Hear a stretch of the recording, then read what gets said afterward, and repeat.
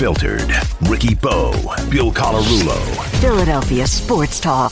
97.5 The Fanatic and 97.5thefanatic.com.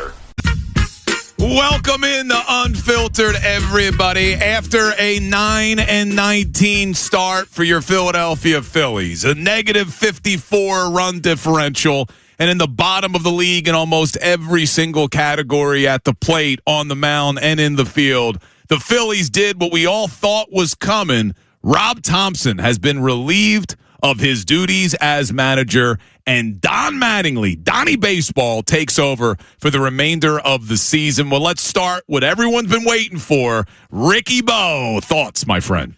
Let's start with this. Did Rob Thomson deserve to be fired in this situation? The answer is no. I think everybody would probably tell you it's no, because there's too many leftover ingredients. Dave Dombrowski is still here. You look as far as the pitching and the hitting coaches. When you look at this team, who's at fault here? Who is really at fault for this firing? Those 26 guys that put on the uniform every day and go out on the field and play. Those are the guys that are responsible. Many of them have big-time contracts. And you could go all the way down to Alec Boehm. It's not like he's getting paid chopped liver this year to play the game of baseball. I will give some credit where credit is due. Bryce Harper came into the season with a lot on his plate from Dave Dombrowski and from the fan base that he needed to be elite. He has played well. You look at the rest of the team, I guess you could say Schwarber's hit his home runs, but it's not just pitching. It's not just hitting. It's the whole culture and every little bit of this ball club. Rob Thomson was the guy they had to go after. You have to cut off the head of the snake just to make everybody stand up and notice. That's why I think this move was made. It was something for these players to have to go into the clubhouse today. When they get in there, go look at yourself in the mirror and say, was this on me? Was I the reason that Rob Thomson is no longer here? Because you look at Rob Thompson's record, he's over a 60% winner in the game of baseball with the Phillies. That doesn't tell me that that's a guy that should be fired. Now, you look at the whole situation, it probably had to happen. And you have to almost wonder, why didn't other people go with him, is the question that's going to be asked. That's the question that's going to be thrown out there. But as of right now, I look at it as an unfortunate happening that had to be done. Yeah, I think you said it well, my friend. I agree with you 100%. And when you say other moves were not made, you're right. Kevin Long is still here.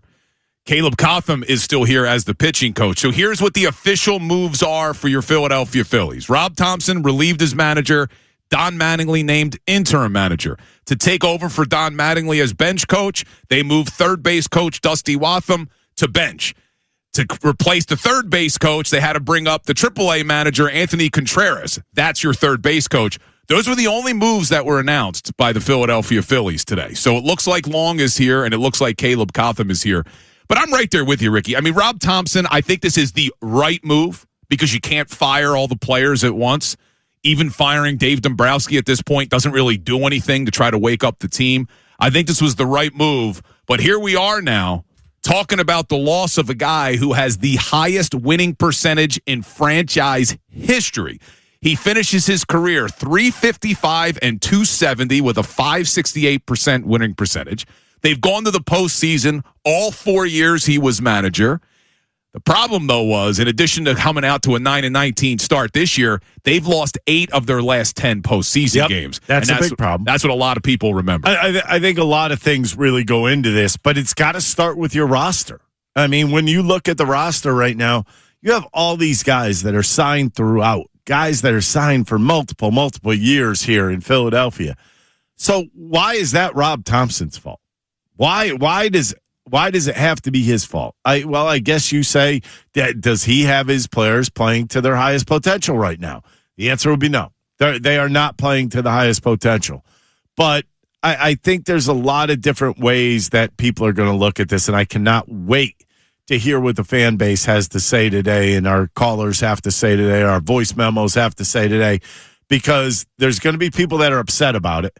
There's going to be people that had to happen. It had to go, but there's got to be somebody else that has to go with them.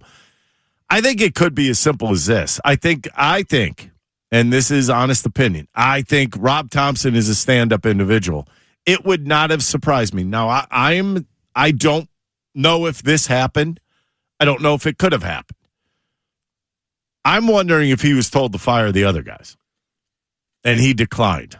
And he fell on the sword himself? He's that type of person. It would not surprise me, not even in the least. Now, that's what I initially thought too, Ricky. I'm not saying that definitively happened. But there's been more reports coming out over the last hour or so. And there's an article from Mac Elb, Ken Rosenthal, and our buddy Jason Stark, who will join us tomorrow, talking about how the Phillies made the offer to Alex Cora. When? Right? And here's what it says in the article. After the Boston Red Sox fired Cora on Saturday night, the Phillies courted the manager in a swift and dramatic process that one person described as intense. So if you're telling me when Cora got fired on Saturday, the Phillies swiftly moved in to try to hire him, then this decision was made days ago, wasn't it? They already had their decision made. If that's what they were doing, they were swooping in. I'm wondering if they had the decision made and maybe they were going to do it on the off day and then introduce Cora on the same day if Cora were to say yes, but then maybe they had second thoughts when Cora said no. You ever think about that? Maybe it was like, okay, now what do we do? And I'm a little surprised Don Mattingly took it. I thought it was going to be Dusty Wathan the whole time. So I guess I'm a little surprised in that whole predicament, because that is a predicament you get thrown into. I mean, you're in a weird spot. You come in as a bench coach. Your son is basically your boss, and you get hired as the new manager. Is that a little weird? First time in Major League Baseball history to have a father-son GM manager. I don't think that's duo. Actually true. That's what someone put out there. I thought Connie Mack. Father-son GM manager. I thought somebody put that out today. I may be 100% wrong. Interesting. Connie Mack did it. I mean, that had to be way back in the day. I'm not 100% sure. I thought I read something like that. Well, we'll confirm that. But all right, let's get back to this. This is a shock, in not to me or not to you. That's what it's meant to be. In this type of situation, this is meant to add shock value to the team. And I think it had gotten to the point where who was actually running or who actually thought they were running the team. The players, the coaches, who was actually running the team. And maybe that played a little bit into it too. But this is a shock value to the players because this is saying, guess what, guys? You're having a new leader now. You know why? Because you guys didn't perform. This is in a long, kind of drawn out way. This isn't even about Rob Thomson. Maybe a little bit. You brought up the playoffs. He hasn't won the playoffs. He struggled a little bit in the playoffs. But is this really about Rob Thomson, or is this about saying to the players, you're not always going to get what you want now unless you perform? Time to perform. Yeah. Time to show up. Now, you're right on the money with this because I wanted to see them do this. I said it yesterday on the show. I didn't want to just see a half measure of moving on from the hitting coach or the pitching coach. I wanted to see them relieve Rob Thomson for that very reason. I wanted it to be a wake-up call to the players, which is the largest payroll in franchise history. It's the fifth highest in Major League Baseball, but the largest payroll in the Phillies franchise history. And listen to some of these numbers, Ricky. We all know they're 9-19, right? They've had to roll out 21 different batting orders in 28 games. That's on Dombrowski, not Rob Thomson, because he can't figure out how to use these guys who are all struggling. Right.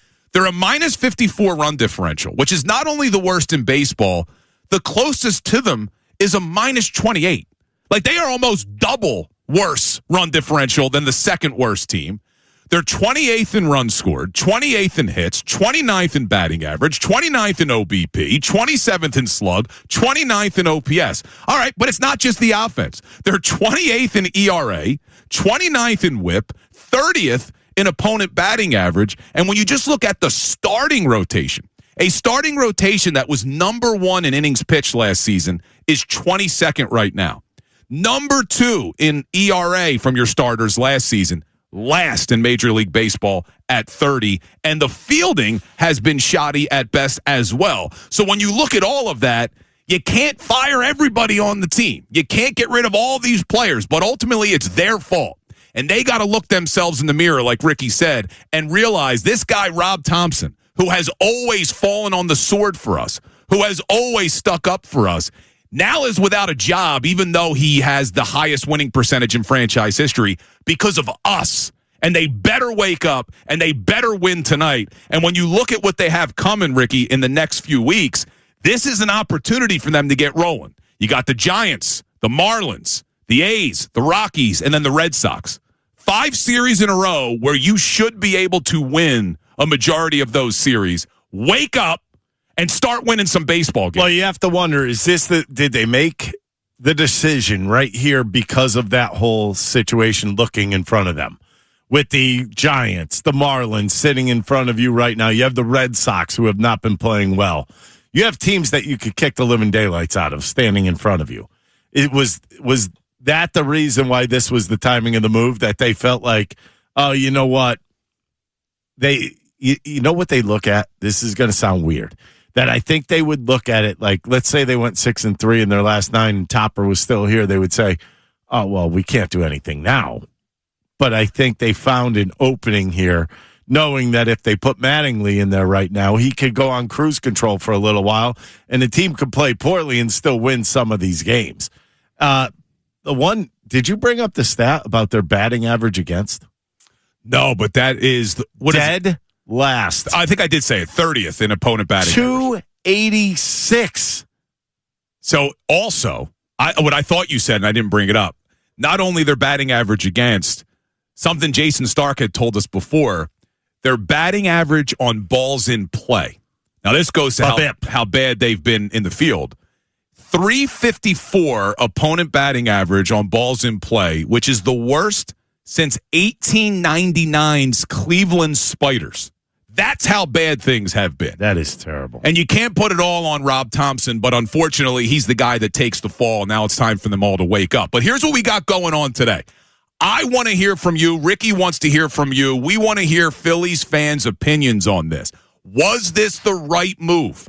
And do you think this is going to have an immediate impact on the Philadelphia Phillies? There are 3 ways to get involved with the show. It's the same number across the board. You could send your texts and your voice memos to the Davis Honda text line, 610-632-0975. But we also want to hear from you. So pick up the phone the old-fashioned way, and you can call and get involved in the show. Same phone number, 610-632-0975. Was this the right move, and do you think it's going to change anything with this Phillies team? 610-632-0975. Also, we are going to hear from Dave Dombrowski at 2:45 live on the show. And then at 3:45, new manager Don Mattingly. So there's a lot to get to today. Obviously, the Flyers lost last night. We'll talk about that a little bit. The Sixers season is on the brink tonight. But clearly, the biggest news is opening the show with Rob Thomson being relieved of his duties. And now Don Mattingly takes over, Ricky. 12 years as a manager in this league. Not the best winning percentage. He's under 500 at 483. A lot of that was his 7 seasons with the Marlins. Where that's not going to help you. No, because his 5 with the Dodgers was pretty good. The Marlins were terrible. Look, it's Donnie baseball. I mean, when it really comes down to it, what did you do? You didn't change much within the culture of the team.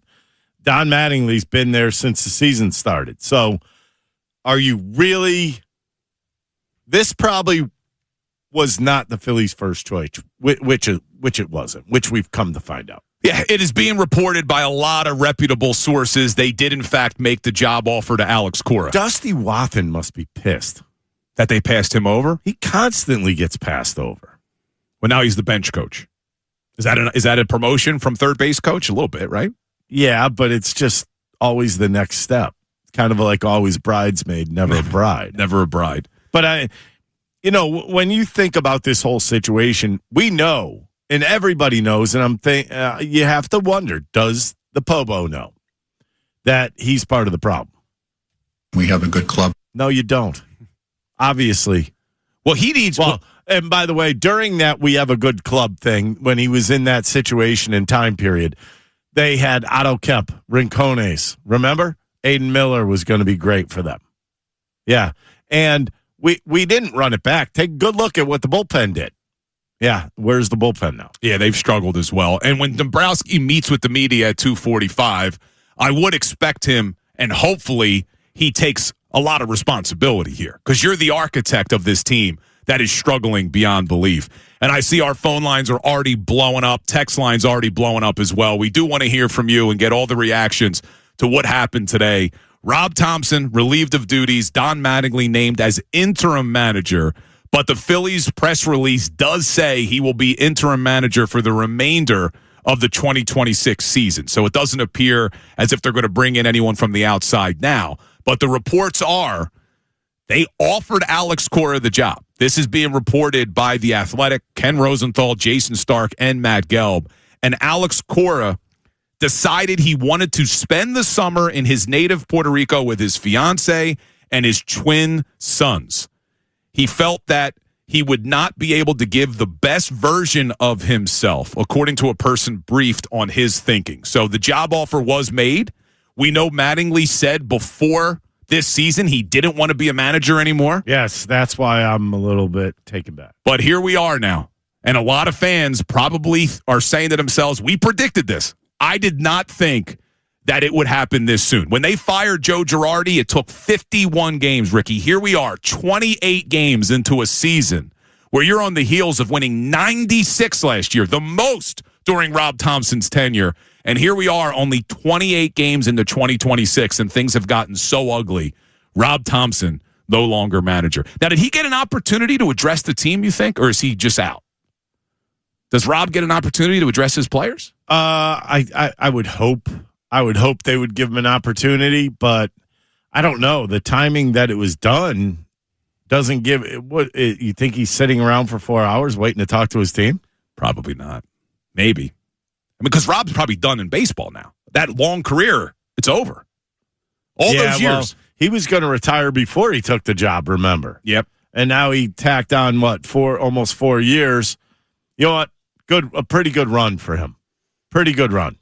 Yeah, hopefully we'll remember him fondly as the years pass. But, all right, a lot of people want to weigh in. We will get to all of your phone calls, a bunch of text messages as well. Was this the right move? 610-632-0975. Dave Dombrowski at 2:45.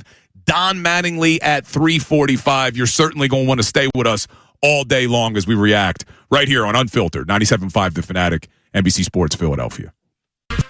All right, welcome back into Unfiltered. If you missed the big news a few hours ago, the Philadelphia Phillies relieved Rob Thomson of his duties as manager, and they named Don Mattingly as interim manager. But a lot happened in between. It appears, per reports, that Dave Dombrowski and the Phillies did offer the job to Alex Cora, who was fired by the Red Sox on Saturday. He turned it down, and then they pivoted to Don Mattingly. They moved their third base coach, Dusty Wathan, to the bench coach, and then they elevate AAA manager Anthony Contreras to now be your third base coach.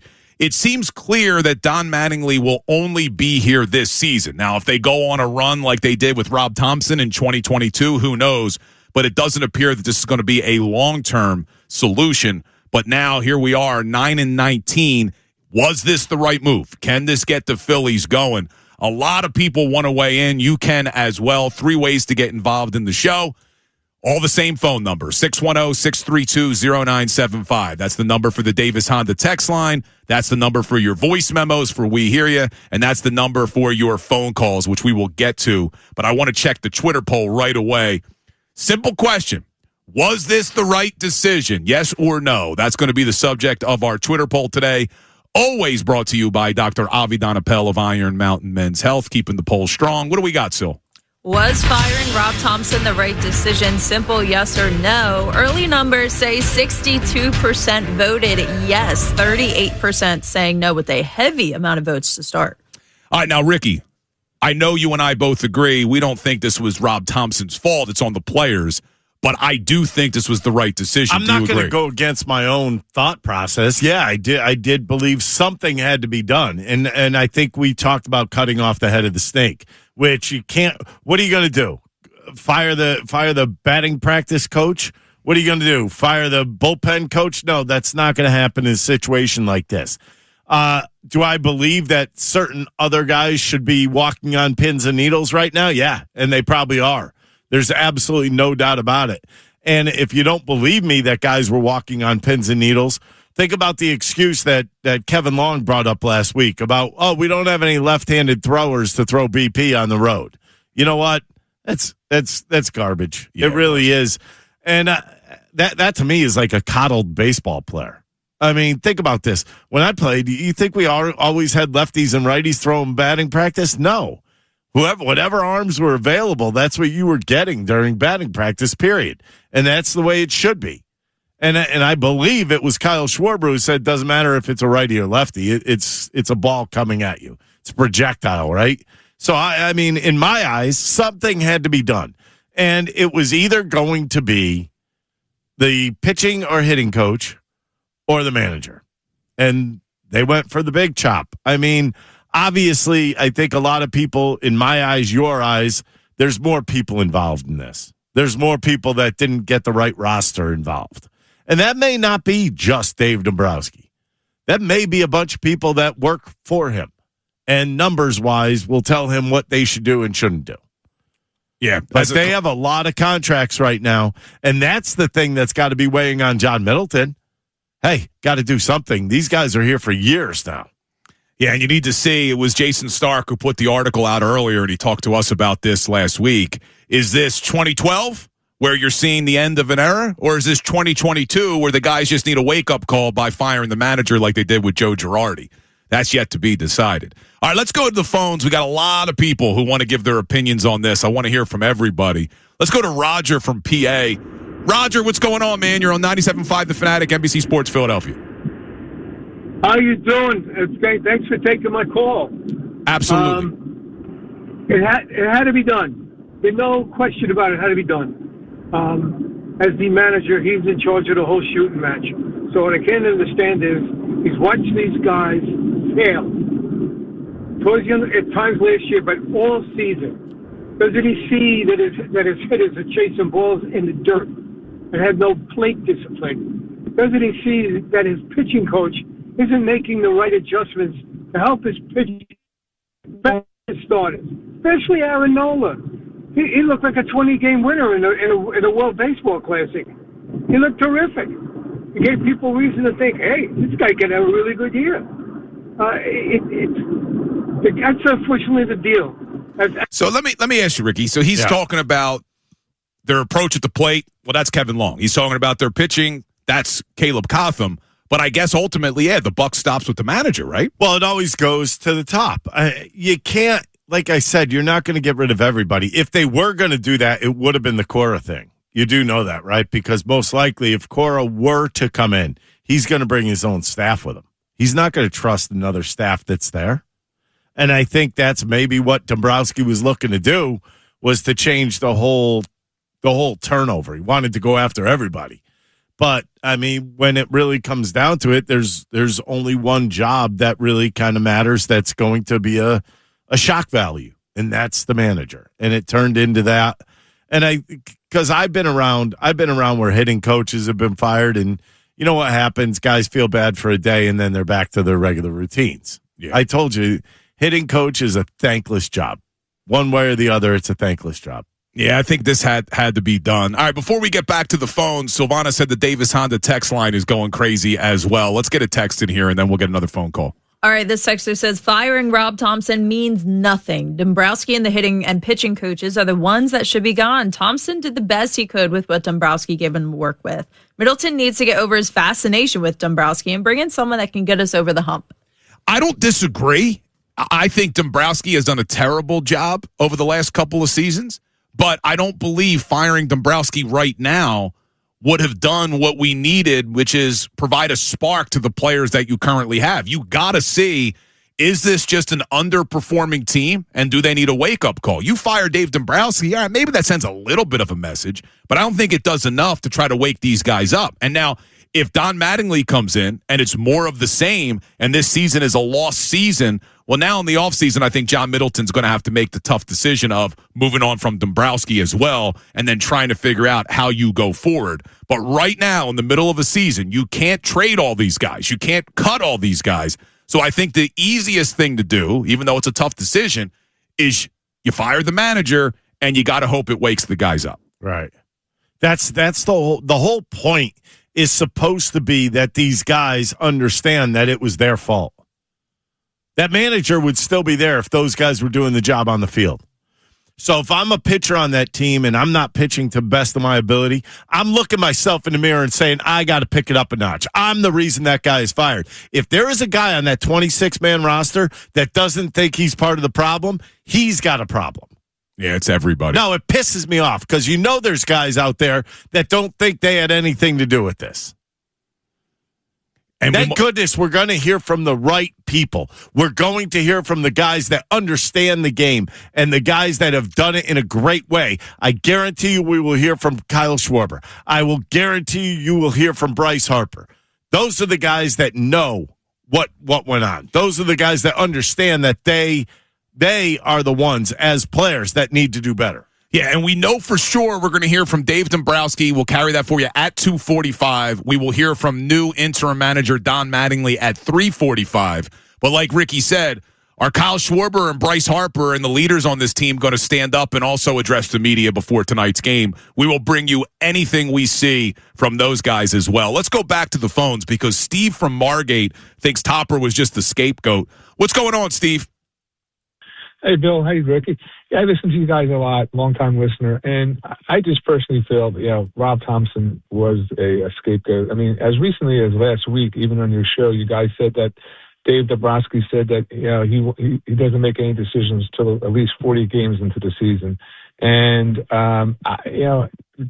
Rob is, he was a great manager. He did a great job with what he had. I mean, it wasn't his fault that they brought back Alex Boehm this offseason. I mean, he's just managing with what he had. I basically feel, and look at, you think the players, are going to like the fact that the manager who had their back is gone now, and they're going to, who are they going to be mad at? They're going to be mad at Dombrowski. They should be mad at themselves, but, Harper's relationship with Dombrowski, Dave, is subject right now. How's that going to be moving forward? Yeah, I mean, it's a good point by Steve. That's the point that bothers me. You see what he's saying? He's saying that the players are going to be mad at Dombrowski instead of mad at themselves. Which would be the mistake because that's my whole point of this situation. This is why they fired the manager, is to let the players know that it's on them. So you disagree with Steve in this situation. You think this was the right move then, getting rid of Rob? I think you had to do something. But this is not, I'm not defending Dave Dombrowski here. No, neither. And Rob Thomson, I said this earlier, in 28 games, has used 21 different batting orders. Now, some of that's on Rob because he's obsessed with platoons, but it's also when you're putting Reyes as your cleanup hitter, I think that's Thomson almost sending a message to his president of baseball operations saying, look what you've given me. And for Dave Dombrowski to come out last week, Ricky, and actually address the media and say, well, we don't have a cleanup hitter. Well, that's your fault that you don't have a cleanup hitter. Yes, it is. It's Dave. By the way, Dave Dombrowski is at fault for not having a cleanup hitter. There's other things that are kind of out of his realm. For instance, Aiden Miller's back getting hurt. He didn't know that was going to happen because I got to believe that there would have been a switch made now. You think he would have been here for Alec Boehm already? I think so. I don't know what they would have done with Boehm, but yes, somebody would have been here. They don't have anybody right now. That's the other part of the problem, that these guys play too comfortable because there's nobody behind them. You're right. They're not looking over their shoulder at all. How could you? When I used to play, every day you had a bad game, you were like, uh-oh. I mean, nowadays you have a bad game, they coddle you. They tell you how good you are. They tell you, don't worry about it, you were tipping pitches. Why do you think I get so pissed off? Yeah, but that's Rob Thomson too, isn't it? It's all of them. Right? Rob definitely treated his players that way. There's no doubt about it. Yes. Rob did form excuses for his players. But that was towards the media. I'm going to tell you right now, I know Rob was not like that within the clubhouse to his players. He was harder on them than he let on. Yes, but he did not want people to think that, oh, well, if Luzardo's not pitching well, there's got to be some kind of thing. That's when he's tipping his pitches. Well, what's wrong this year? What was the first thing we heard when he had a bad start this year? It's the whispers started. Tipping pitches. My ass. Yeah, it's always the excuse. Tipping nothing. That is always the excuse. Well, Rob Thomson is no longer the manager, but we all agree, at least on this show, that Dave Dombrowski shares a lot of the blame for what's happened so far in this terrible 9-19 start. We are going to hear from Dave Dombrowski coming up next, and I hope that he doesn't try to sugarcoat the job that he's done. He should take some responsibility for where this team is right now. We will carry that for you right after this. Dave Dombrowski, the president of baseball operations, live on Unfiltered, 97.5 The Fanatic, NBC Sports Philadelphia. All right, welcome back into Unfiltered. We will be hearing from Dave Dombrowski any minute. Okay, I don't know what that was. Did you hit that? I did because his boy was Otto Kemp. I hope he doesn't try to sell us on Otto Kemp again. But listen, so here's the deal I want to let everybody know. Every single weekday at 3 p.m. and 5 p.m., we give you a keyword for the Fanatic Parlay Cash $1,000 giveaway. If Dombrowski is in the middle of his press conference, as soon as it ends, I'll give you the keyword, all right? So you have 20 minutes after the hour. 25 minutes after the hour to get it in, so don't go anywhere. I will give it to you right after Dombrowski finishes speaking, all right? So don't think you missed the Fanatic Parlay Cash giveaway. We've had a lot of winners. If you're just joining us and you didn't see the news yet, Rob Thomson has been relieved as manager. Don Mattingly has been named interim manager. They did make the offer to Alex Cora, who was fired by the Boston Red Sox on Saturday night. He turned them down, and then they pivoted to Don Mattingly. So while we're waiting for Dave Dombrowski, I know a lot of people have been sending their text in to the Davis Honda text line. Remember, get your voice memos in for We Hear Ya as well to 610-632-0975. Let's get a text in here, Sylvan. Oh, I think Dombrowski might be up, actually. All right, it usually takes us a little bit. So. Yeah, so let's just sit tight then. We'll wait for him because I don't want to miss any of this. Yeah. We are going to go right to Dave Dombrowski when he's live. So I'm hearing from Dan at NBC Sports Philadelphia. He's up. So patiently waiting. We will bring that to you. He's right on time. Patiently waiting. I love it. He's actually early. We're never think he says they still have a good club? No way. Maybe he does. Here he is, Dave Dombrowski. Following the completion of this availability. If you do have a question, there are microphones. I think Dylan's got one over there and Santino on this side. So please go ahead and raise your questions. We can raise your hand. We can start with questions. We go with John in the front. Dave, who do you think is more to blame for the bad start? The players as a whole or Rob Thomson? Well, this isn't a blame game. I don't, that's not that. We collectively are not doing well. This is a whole group. I don't think we're playing very well from an offensive, defensive, pitching performance. I don't think we're playing up to our capabilities. Squad together just has not done very well. You can blame whomever you choose to do, but for us, we don't really do that. Rob, it's like the rest of us. You bear responsibilities. I talk to him every single day, but just the way things were going are not going well enough. I don't think we're playing up to our capabilities. I think we're a much better club than we played. And so you make some decisions that are tough at times. Let's go to Matt in the back left. Dave, when did you make this decision to fire Rob?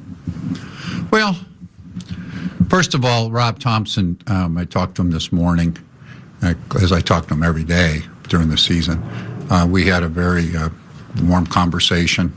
And from my perspective, he's a wonderful person. He's done so much for this organization. I thanked him for it. John Middleton came in after we were done. Wanted to make sure that Rob Thomson, and I had thought about it this time, offer him if he wanted to be a special assistant right away, but I think he'd probably get away and get a break. It's probably the best thing for him. But as John Middleton told him, he said, you've seen some of the other moves. You're always welcome part of this organization, some of the other people that have left. And I'm sure when he comes back, he'll get a deserved standing ovation from the fans. He's a wonderful person, done a lot, works hard, very conscientious. But I think at this time I felt that we needed a new voice in there, a little different feeling in the clubhouse at this point. Rob was the first to admit that he doesn't know what's really going on. He's a little bit surprised on how we performed. I know you're going to have a Zoom with him later on, but he's been a little bit surprised. But I just thought at this time was the right time to get a different voice with some different direction. with a lot of the common. Of course, Don's been part of our staff here all along, so he's got a pulse of his feelings on how we can perhaps improve a little bit here, a little bit there. Just a different overall as anybody would be coming in. But I think it was just that we needed a different voice in there. And a few years ago, 4 years ago, he was the right voice for us with the club that we had. There was no question about it, and he's done it very well. I think we needed a different voice with this group where we are right now. Did you try to hire Alex Cora, and why? Yeah, I did. I talked to Alex. We never got down to the nuts and bolts of things because, but I did talk to him. I mean, he actually called me Saturday night. He just called me as a friend Saturday night after he had heard about it because I guess he calls me one of his mentors, and we talked, and he had never been through that before. We talked on Sunday morning. I think Alex Cora is one of the finest managers in the game of baseball. I say I've been fortunate enough to work with Hall of Fame managers like Tony La Russa and Jim Leland. I've been very fortunate in my career. I think if Alex Cora decides to keep managing, he has a chance to be in that same category. That's how good he is. And I talked to him on Sunday morning. We talked about potentially taking the job. I thought I had told him I'd really come to the conclusion at that point that if he took it, I was going to make a change. And I thought that he might take it. But as time went on over the next day into Monday morning, it was apparent from his perspective that he wanted to take time with his family. And, he's paid for, and it wasn't because of pay, it wasn't because he's paid through the next year, but he just felt that he wanted at this point to be a father first and foremost. And so that's what he had decided. Okay, let's go to Cole in the middle. Dave, I know in the offseason, Don said that his managerial days were likely behind him. What was that deliberation and dialogue like with Don? And, was there any pushback from him? Well, so what we did is, I talked to Alex. I had a staff meeting planned all along. When I say staff meeting, and some of you've observed, we've had some of our scouts in town, our trusted lieutenants, since last Friday. Joined in Atlanta. They're staying through the San Francisco series. I had people in the front office that I had already asked to be part of that meeting, mostly assistant general managers, but different perspectives. And really the reason I asked those guys to come into Atlanta is I said, I want to check myself as much. We have not played very well. Is this the type of club we are? Is this us? I mean, realistically, we haven't played well in any part of it. Falls on my responsibility, all of our responsibilities, I'll take it. But I said I'd like to hear some other voices. You watch other clubs play. You watch how they go about their business, the talent that's out there. We talked. We had planned on getting together Monday afternoon, which we did at 1 o'clock. Those guys, along with the front office staff, and we talked about a lot of different things. How the club was playing. Alex wasn't going to take the job at that point. Should we still make a change? What other alternatives we should be?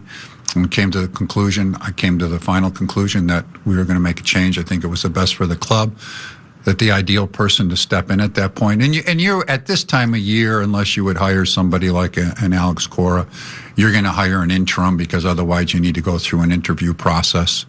And so at that point, we agreed that the best person for that job would be Don. And I didn't know how he would respond, and I called him up and asked him I'd like to decide to make a change. You're the first person that has come to the mind is from an interim perspective in that regard, and I'm asking you if he would take the job. And he said I'll do that for the organization for sure, and I'll do it with. I said, "Are you okay with it? Full speed?" He said, "Yes, I am. I'm ready to tackle it. I'll tackle it full speed. I'm ready to go." And so that's how the conversation went. Okay, let's go to Dan in the middle. The win-loss record is obviously the final arbiter of the decision. But what would you like to see more from Rob? Is there something you feel like he could have done to change this around? I'm just going to leave it. I mean, Rob Thomson has done a good job for us, and I'm not going to ask anything more in that. He's done a fine job. And he has his style, he has his methods, he has his ways. Right now, I just think this group here needed a different voice. It just what wasn't working, and I'm not putting it all on his back by any means. And I told him that, and we hugged in a very open conversation this morning. But we'll leave it at that for him. piggyback on that last question. I mean, when Don was hired here, he said he had no interest in managing again. I don't have the energy for that anymore. I mean, do you feel something's changed? Is he doing this out of obligation? Does you feel like he's really... Well, probably when he came on board, that maybe was his thought. I didn't think we'd be 9-19 either, so we weren't thinking of him managing at that point. But I've seen him around here. He has plenty of energy. Now, normally when you're talking about, if you were talking about managing, you'd be talking about the long term. And I did not ask him to manage the long term. I asked him to manage this season, and who knows what goes beyond this year. But I think he has plenty of energy, and he had not planned on managing. But I think, first of all, I asked him to do it, and he's part of the organization, just like when I asked Dusty Wathen today when we called him, and it was Don's decision that he liked him as his bench coach. And he said, Dave, I'm part of this organization. I'll do anything you want me to do. I said, we'd like you to be the bench coach, but if you want to be the bench coach, and he said, no, I'm ready to do it. And that's how Don responded. And we're not asking him at this point to manage for 5 years. I'd like him manage us successfully the rest of this season, and I think he has enough energy. In fact, I'm sure he has enough energy. I've watched him chase his 11-year-old son around plenty and play ball with him and what he brings to the ballpark every day. So I'm sure he has that. Scott Lauber in the middle. Dave, was there consideration to making any other changes to the coaching staff, subtractions, et cetera? There was not. And basically, when I talked to Don, I asked him how he felt about our staff. Because if he had a strong feeling, since he was stepping in, is there any other changes he wanted to make? He said, no, I like our staff. I think it's good. He said, we know we needed a bench coach, how we would go about that. I said, you think about that. He called me back later in the day and decided this is what he wanted to do and to promote AC, who was very deserving to be our third base coach. But I asked him, is there any other changes you want to make? And he said, no, I like our staff. I'm ready to work with them and would like the opportunity to do so. So I said, okay, let's go for it. Also, the last 4 years or so, there's been a lot of continuity here in terms of everything, right? Roster, staff, et cetera. Mm-hmm. After going through a period of such continuity, do you think a change like this resonates even more, being that, it's the manager and it's a big shakeup? Well, I can't say it resonates more because I think anytime you make changes of this magnitude, it resonates a lot, no matter when you do it.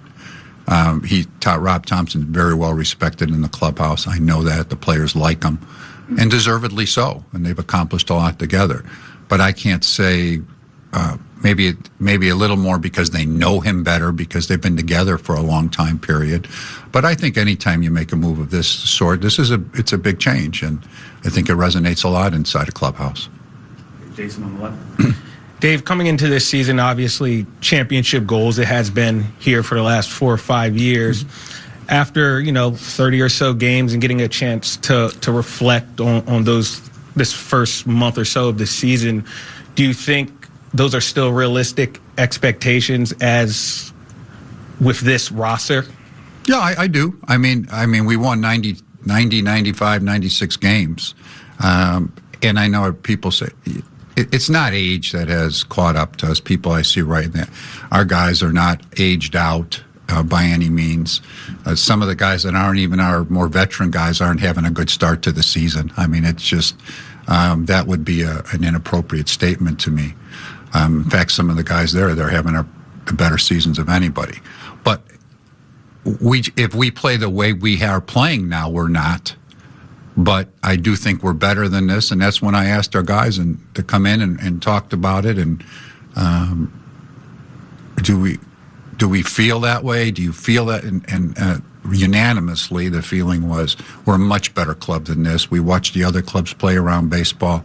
This club is I don't want to say the most as talented as most. We just have not played that way. So if we don't play that way, we won't. We have to play better in every way. Do I think we can play better? I hope so. If not, then we'll all have made a mistake. And I want to say all, not yourselves. I'm talking about us. James Salisbury. Dave, the roster has underperformed. You've acknowledged that in Wrigley the other day. Do you have any regrets about the construction of the roster, maybe the approach over the winter? You mentioned not having a cleanup hitter the other day, things like that. Well, when I was asked, we didn't clean it. nobody's performed as a cleanup hitter. We've had people that have performed in the past as cleanup hitters, so they're not doing that right now. So, no, I don't have any regrets. I mean, if we play this way the rest of the year, I'll have a lot of regrets at the end of the year. But I think we're a lot better than this. And I mean, I think it's one of those, I've always said, you can always be better. If we win 96 games, you can be better than next year. There's no perfect club. I think we have a good club. I mean, I don't know that anybody here or anywhere else, I just saw our starting pitching has not been good. I mean, now we've got Zach Wheeler back, and that helps a lot. But I don't know anybody that would think that this would not be a good starting pitching rotation. It's to me, might be the best in baseball. Could be as good as anybody's. Our bullpen's strong. We lost our closer, but he'll be back soon. We haven't scored runs. We haven't hit. I can't predict that some of these guys would have performed the way they have. But no, roster construction, I don't think we have a gaping hole. We knew that we were going to go in. We were prepared to go into center field with a youngster and let him grow. And I don't have a regret in that regard. You need to do that to some. The same thing with Andrew Painter as a fifth starter. I don't have a regret. I'm hopeful some of the guys that we have will pick it up from an offensive perspective. I think that they can. In the past week or 10 days, you have literally played the two hottest teams in baseball, the Cubs and the Braves, over and over. Was there any thought to viewing this off day yesterday as a potential reset while looking ahead that the schedule does not feature red hot teams coming up, and maybe things could right themselves? And did you back off that? If you had that idea, did you back off it because of Cora's availability? Well, was there any thought to that? Yes. I mean, we talked about a lot of different things, and that came up in the conversations. I would hope that we're talking about us as a club in the same light that you're talking about the Braves and the Cubs. But we're not right now. But when we did talk about that, we just felt that if we kept waiting and it didn't fix itself, I just think that at this point something needed to be done in watching us play. And did we discuss that, though? Yeah, we discussed that. Tim in the front. Dave, given some of the shortcomings, whether it's in roster construction or production, why do you think Phillies fans should still believe that you're the right person to lead the front office? You can answer that question. I'm not going to get into that. As far as Aaron Nola, he struggled early on this season after struggling last season. What do you see from him that makes you think he can bounce back going forward? Well, he's still got good arm strength. His arm strength is still there, by all means. And that's usually a key situation. I mean, if his velocity was way down, that would be one thing. His velocity's still up. He probably has to make some adjustments with his pitch mix and and I think he can do that. So I think that that's the potential that he can bounce back. If his arm strength wasn't there, I'd be a lot more questionable, but it is. His breaking ball's still good. Maybe he has to use that a little bit more right off the bat. Falling behind the count a little bit more. Maybe that has to do with the ABS system and pitching a little differently. I think he's smart enough and works hard enough and has enough ability that he can bounce back. You're listening to WPEN HD1, Burlington, Philadelphia, a Beasley Media Group station. Dave, you said a lot of nice things about Rob. You guys have won together. You have a lot of wonderful memories together. How difficult was this decision? Well, it was tough. I mean, anytime you make a change, but we've worked together a long time. He's a tremendous individual. I like him. I like his family. I've got to know them throughout the time period. We talk every day. In the wintertime, we basically talk every day. There was a time this winter where we had a big storm, and where I lived in Nashville, and I hadn't talked to him in 3 days or so because our phones weren't working, and all of a sudden he just picked up the phone to call me and said, geez, I haven't heard from you in a couple of days. I said, well, my phones don't work. That's why they just start working. So it's hard. But it's part of the business, it's part of those, and you have to make the decisions that you think is the right for the organization, and that's why it's tough, but you need to do those things in my role. If I could follow up with the team real quickly, is there any player or group of players that you want to see really take the reins, lead this thing to try to get it back on track? Well, I'm not going to get into specifics. I mean, we just haven't played well collectively. as a group. Some guys have done fine. I don't mean to say that everybody's done, but most of the guys just haven't played as well as they're capable of playing, and I think we all need to step it up. Okay, Matt in the back. How much input was there from ownership on this decision? Was this your decision, or was this a decision by ownership too? No, this is my decision. You know, I always, of course, of this type of magnitude, you'd always include John Middleton ownership involved in it. I would never walk into John's office and just say, hey, John, so, you know, I made such and such trade or I made such and such. But he leaves these decisions up to me. He's been like that since I've been here. And he would have supported, I believe, in fact, I'm sure, anything that we would have decided. Are you making any roster moves today? Well, just one small one. We're activating Bolin, and we have optioned off Hoffman. And we're hopeful. That's the only move. We're hopeful that Duran will be ready in a couple days, but not quite ready yet. Okay, Destiny. Dave, should we assume that Alex Cora will be the manager at the end of this year? No, you should not. Okay, so at Todd in the back.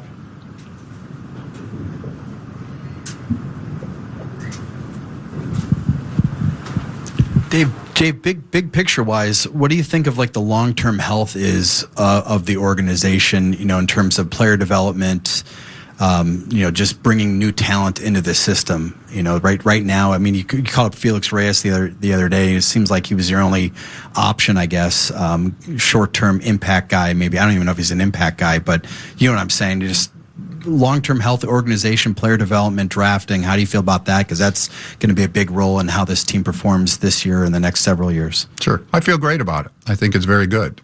Now, when you say that about Reyes, he was the person that fit the role. So he's not the only guy that could have come up. We have other guys in various other positions we could bring up if we needed to. But, you know, we've just brought up two young guys in Justin Crawford and Andrew Painter. You know, Aiden Miller, I know, has had the back situation. We still feel he's really great. We think he has a chance to be a star player. We've got some real good positional players at the AA level that are young, that are off to quick starts this year. We got some pitching depth down below. We have a scouting director and Brian Barber that I think second to none in baseball. We really signed some good young players. I mean, we won't see them soon from internationally. So I feel real good about it. I think we're in a good shape. Now, part of it is, though, that when I say that, you mesh them in as your 9th place hitter or 8th place hitter in most cases, or your 5th starter. Our bullpen is pretty deep at this point. But you have to mesh them in with performing guys that are at the big league level. And I think that our starting pitching, for example, I think we should have a good starting pitching staff, and it's set up for years to be that way with some other guys coming. But we need to perform at the big league level in that regard, too. If you do creep back into a wild card race by July, do you think you have enough talent to address a need?